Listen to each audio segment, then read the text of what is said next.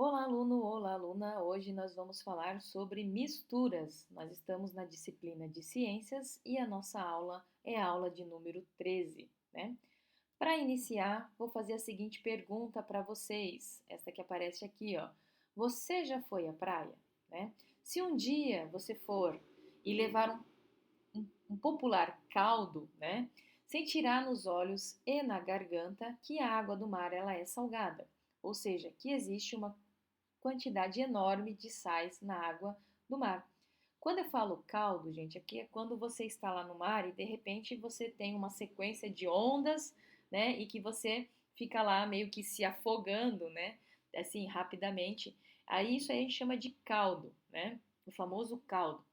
Então, isso aí vai gerar algumas sensações no nosso corpo devido a essa quantidade enorme de sais, né, que estão presentes na água do mar. Então, apesar de sabermos que a água do mar contém sais, para nós, o seu aspecto visual ele é uniforme e não conseguimos diferenciar os seus componentes. Temos então uma mistura homogênea. Podemos dizer que, tá? Quando, né, duas ou mais substâncias estão reunidas e apresentam um aspecto uniforme, ou seja, uma única fase, tem-se uma mistura homogênea, certo? Fase, já que nós trabalhamos aqui a palavrinha fase, corresponde a cada parte uniforme que contém uma mistura, tá? Então, dando continuidade, olha lá, por que a água do mar ela é salgada? Para saber a resposta é preciso voltar no tempo cerca aí de 4 bilhões de anos atrás. Durante a formação da Terra, tá, enormes quantidades, né, de vapor de água foram liberadas por vulcões e se acumularam em uma atmosfera primitiva. Tá? Conforme a temperatura do planeta então foi abaixando, ocorreu então a condensação deste vapor e a Terra passou por extensos períodos de chuvas. A superfície terrestre foi literalmente lavada e grandes quantidades de minerais foram carregados então para se acumular com a água, né, nas depressões mais fundas, né, do planeta. Então veja quanto sal isso foi acumulando. Então não é fácil calcular a quantidade de sal presente nos oceanos. Muitos cientistas estimam que seja algo em torno de 50 trilhões de toneladas, né? Se tudo isso fosse retirado da água e distribuído sobre a superfície terrestre, a camada teria aproximadamente 150 metros de profundidade. Olha quanto de sal, né? Ou seja, gente, é muito sal. Com cerca de 97% da água do planeta está nos oceanos, então, como nós temos essa grande quantidade, dá para concluir que os rios e as chuvas não são suficientes para alterar a salinidade do oceano. Então vale lembrar que o sal não evapora como a água, por isso a chuva ela é doce. Então voltando nós temos, né, que toda mistura homogênea também é conhecida como solução. É aquela que só apresenta uma única fase, um único aspecto visual, tá? E aí nós temos uma imagem de um copo, né, com água. E olha lá, um copo com água mineral sem gás é uma mistura homogênea, porque apresenta uma única fase. A água mineral sem gás é outro exemplo então de mistura homogênea. E se a gente observar essa tabela, as diversas substâncias presentes em uma água mineral e as respectivas quantidades. Ou seja, é como se aqui nós tivéssemos, né, o rótulo da garrafinha de água e ele trazendo lá ó, a composição química e a sua quantidade dentro. Então, embora seja aparentemente formada por um único composto, a água mineral apresenta diversas substâncias químicas em sua composição. Então, a água que tomamos é, portanto, uma mistura. Não esqueçam disso. Um pouco de conhecimento com relação à origem da água mineral. Então, vamos conhecer aí um pouquinho desse contexto. Quando a água, né, quando a água que aflora, né, ou seja, do subsolo, chega à superfície, ela já passou por todo um processo de transformação da própria natureza. A água mineral, então, ela é fabricada, ou seja, começa a ser produzida no momento em que as águas das chuvas penetram no solo e vão atravessando diversas camadas até chegar então às camadas impermeáveis, onde lá embaixo elas vão ficar então, né, estacionadas. Neste trajeto, por baixo do solo, a água por várias rochas, né, passa por várias rochas cheias de substâncias minerais como o carbonato, o sulfato de cálcio, que se dissolvem na água e vão enriquecer ela, fazendo com que ela adquira propriedades medicinais então valiosas. Quando a água acumulada no subterrâneo, né, sofre pressão, né, de um novo volume de água, ela sobe para a superfície e surge em locais específicos. O local onde essa água aflora é chamado então de nascente. Para valer-se dos benefícios terapêuticos das águas minerais, é preciso saber uma coisa. Em primeiro lugar, que tipo de água, né, está tomando, e cada água mineral tem sua exclusiva composição físico-química. Então, dependendo do lugar da onde essa água é produzida, ela vai ter as características daquela região. Não existe uma água igual a outra. Mesmo que seja da mesma marca, se a fonte não for a mesma, ela jamais será igual, tá? Isso acontece graças à obra da natureza, que controla seus conteúdos, né, de sais minerais, que são processados ao longo aí de centenas ou milhares de anos. Então, decorrentes de diversificados tipos de rochas por onde são filtradas, assim como a influência de sua composição, a radioatividade e a temperatura de cada fonte. Então, cada local que é extraído a água apresenta uma característica. Por isso que as águas são diferentes se elas forem retiradas de fontes diferentes, tá bom? Existe água pura na natureza? Se eu perguntar para vocês, no sentido rigoroso do termo, a resposta seria não. A água nunca é encontrada completamente pura na natureza, isso é, sem a adição de outras substâncias. Então, onde podemos encontrar a água pura? Em geral, a água pura, ela é conhecida também como água destilada e ela é obtida em laboratórios por meio, né, de um processo, tá, que usa aparelhos específicos em que se retiram todas as outras substâncias presentes em sua composição. Mas o que é a água pura, né? A água pura, então, é uma substância formada exclusivamente, né, pelos elementos de hidrogênio, tá? Cuja fórmula química, hidrogênio e oxigênio, cuja fórmula química é representada pelas letrinhas, né, H2O, ok? Vamos lá? Nós temos aqui esta imagem, né? Ao dissolver uma colher de açúcar em um copo com água, obtemos aí uma mistura homogênea.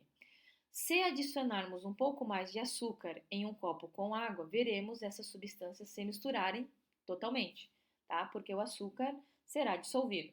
Neste caso, como não é possível distinguir o que é água e o que é açúcar, temos uma mistura homogênea. Então, agora, nem todas as misturas têm o mesmo aspecto. Vamos trabalhar isso aqui, ó, tá?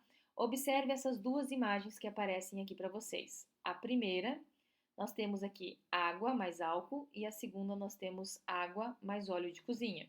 Então, a mistura 1, né, por apresentar aspecto visual único, ou seja, uniforme em toda a sua extensão, é classificada em homogênea.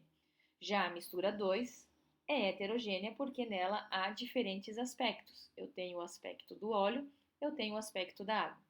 Então é possível perceber facilmente o que é o óleo e o que é a água. Então podemos dizer com isto que, quando duas ou mais substâncias estão reunidas e apresentam um aspecto não uniforme, ou seja, mais de uma fase, né, tem-se uma mistura heterogênea. Então, um copo com refrigerante e gelo é uma mistura heterogênea porque apresenta mais de uma fase, né? Dando continuidade, nós temos essas imagens aqui, ó, tá? Um copo com água, um copo com água e sal e um copo com água mais álcool e nós temos aqui água e óleo. Os materiais podem se misturar completamente ou não. A propriedade que as substâncias têm de se dissolverem ou não em certa quantidade, né, de outras substâncias, em geral a água é chamada de solubilidade. A água é considerada um solvente universal, pois tem a capacidade de dissolver muito bem diversas substâncias, tá? Além de materiais sólidos como o açúcar e o sal. A água dissolve materiais líquidos, como o álcool, né? E materiais gasosos, como o gás oxigênio. O álcool, por exemplo, se mistura bem à água, portanto, ele é considerado solúvel nela. Então, aqui eu tenho o álcool, né, sendo bem solúvel. Já o óleo que aparece nessa imagem não se mistura totalmente com a água. Dizemos que é praticamente insolúvel neste líquido. Podemos afirmar que essas diferenças observadas nas misturas água mais álcool, que é esta aqui, tá? Né? E água mais óleo de cozinha, que é esta aqui, ocorre porque o álcool e a água têm características semelhantes, tá? Então, vamos lá. Ao contrário, o óleo e a água têm características bem diferentes. Então, deixa eu só reformular aqui, ó, gente. A água e o álcool, tá? Ocorre essa mistura porque eles têm características semelhantes. Já o óleo e a água, ao contrário, têm características bem diferentes.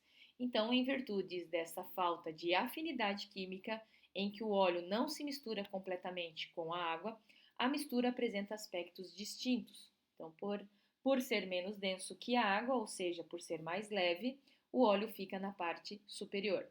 O material flutua sobre o outro, né, se a sua densidade for menor. Então, por isso que o óleo flutua, porque a densidade é menor que a água. Ou seja, se for menos denso, né? Caso contrário, ele vai afundar, ok?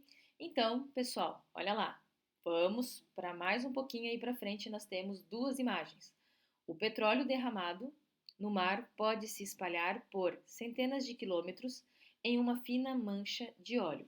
E aqui nessa imagem nós temos a mancha de petróleo pode chegar às praias e causar a morte de aves marinhas, tá? Mamíferos, algas, moluscos e outros organismos. Pela mesma razão, o derramamento de petróleo na água do mar cobre extensa superfície sem afundar. Então, de textura oleosa, o petróleo refinado é um combustível fóssil de origem animal e vegetal e trata-se então de uma mistura homogênea, líquida que é formada por diferentes substâncias. Apresenta cheiro forte e é extremamente então tóxica, né, ou tóxico. Quando derramado no oceano, então, é um dos piores tipos de poluição ambiental. No caso de um vazamento, então, de óleo no mar, como este que acontece aqui, vai gerar essas consequências. O líquido se espalha rapidamente, atingindo seres vivos como animais e algas. As aves, por exemplo, além de intoxicadas, ficam com as penas cobertas por óleos, o que impossibilita então o seu voo. E na praia é comum encontrar animais mortos totalmente cobertos aí pelo óleo. A camada de óleo sobre a água dificulta, né, a chegada da luz e isso compromete o processo de fotossíntese realizado pelas algas que estão ali embaixo. Também afeta outros seres nas cadeias alimentares marinhas. Mas olha lá, uma observação para a gente fechar esse slide. Você deve lembrar que as cadeias alimentares representam as relações de alimentação entre diferentes seres vivos e são formadas por produtores, consumidores e decompositores, né? E no nosso último slide nós temos aqui, ó, a amostra de sangue recolhida para exame laboratorial e a amostra de sangue observada pelo microscópio eletrônico. Nem sempre é possível distinguir os componentes então de uma mistura heterogênea sem o auxílio de um aparelho de aumento. O sangue, por exemplo, quando observado a olho nu, parece homogêneo, ou seja, totalmente vermelho. Porém, quando uma amostra de sangue é colocada em um microscópio óptico, é possível visualizar as hemácias, os leucócitos e as plaquetas, né, que são células que têm funções importantes no nosso corpo. Então, trata-se então de uma mistura heterogênea, certo? Outro exemplo de mistura, tá, heterogênea, em que é difícil distinguir os componentes, é o leite. Olha aqui, ó, né? Quando observado a olho nu, apresenta ser, né, aparenta ser homogêneo, olha lá, a olho nu. Mas ao olhar, ao ser observado pelo microscópio, verifica-se flocos de gorduras que flutuam aí sobre a superfície líquida, tá? Como que a gente pode observar essa gordura? Basta ferver esse leite. Quando a gente ferve o leite, depois que ele seca, a gente separa ali uma camadinha de gordura, também chamada de nata, né? Que por sinal é muito gostosa para comer aí com, por exemplo, melado, né? Então, pessoal, o que eu queria falar com vocês sobre isso, né? Sobre a questão do conceito de misturas, que existem misturas homogêneas e heterogêneas, era isso. E eu vou aguardar vocês numa próxima oportunidade, ok? Tchau, tchau!